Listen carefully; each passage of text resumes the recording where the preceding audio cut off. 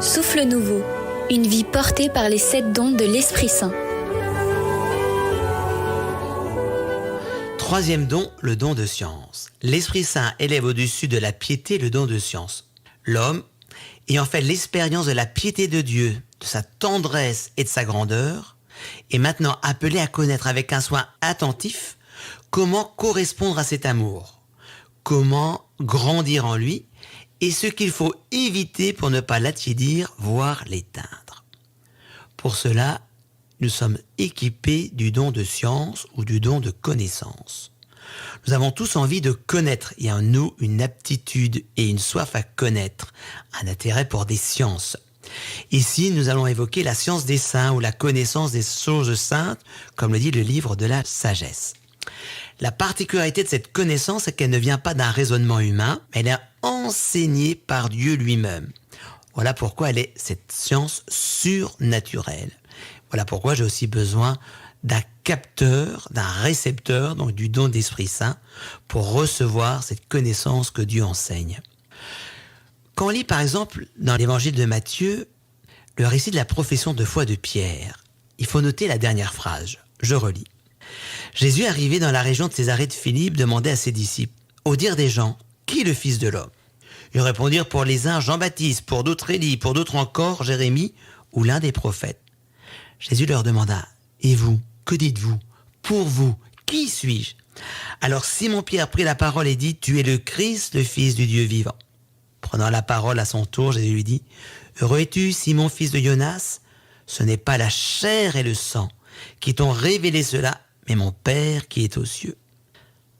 Les uns et les autres, que se disent-ils ? Jean-Baptiste, Élie, Jérémie ou l'un des prophètes. C'est leur fruit de leur cogitation, de leur réflexion humaine. Mais lorsque Pierre prend la parole et dit « Tu es le Christ, le Fils du Dieu vivant », Jésus dit « Ce n'est pas ton intelligence qui te l'a enseigné, Pierre. C'est Dieu qui te l'a enseigné. » Voilà ce qu'est profondément le don de science. Au ciel, nous aurons une claire vision du mystère de Dieu et de son projet. Ici-bas, cette perception, elle est plutôt partielle. Saint Paul le dit de cette manière. Nous voyons actuellement de manière confuse, comme dans un miroir. Ce jour-là, nous verrons face à face. Actuellement, ma connaissance est partielle. Ce jour-là, je connaîtrai parfaitement comme j'ai connu. Pourquoi Saint Paul dit que le miroir n'est pas parfait ? Parce qu'au temps de Saint Paul, les miroirs ne donnaient pas une image précise, un reflet précis de chacun. Et dans cette imperfection de connaissance, nous avons besoin de moments de certitude que nous donne le don de science. C'est d'ailleurs le rôle, le job de l'Esprit Saint. Saint Jean, quand il viendra l'Esprit Saint, il vous conduira dans la vérité tout entière.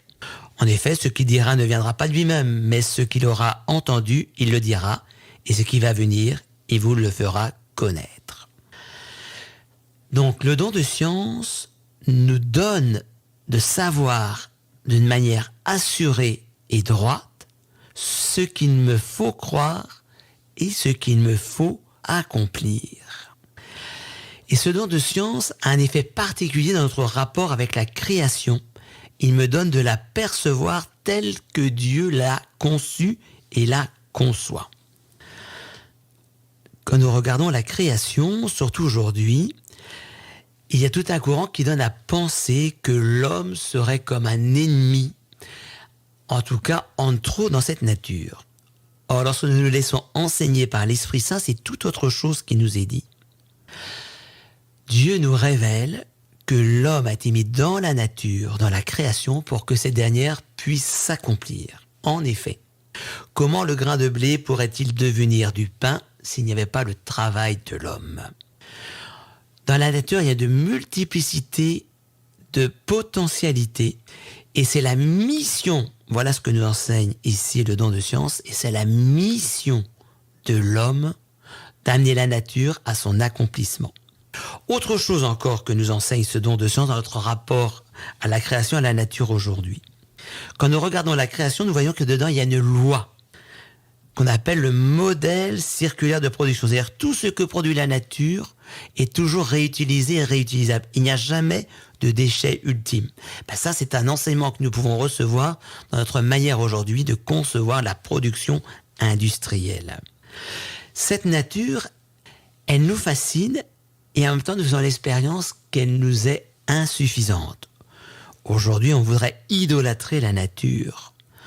Or, cette nature n'est pas l'ultime mot au désir de l'homme. En effet, j'ai beau la contempler, la regarder, il reste toujours dans mon cœur un espace vide. Et c'est normal. Saint Augustin enseigne: tu nous as fait pour toi, Seigneur, et notre cœur est sans repos tant qu'il ne demeure en toi.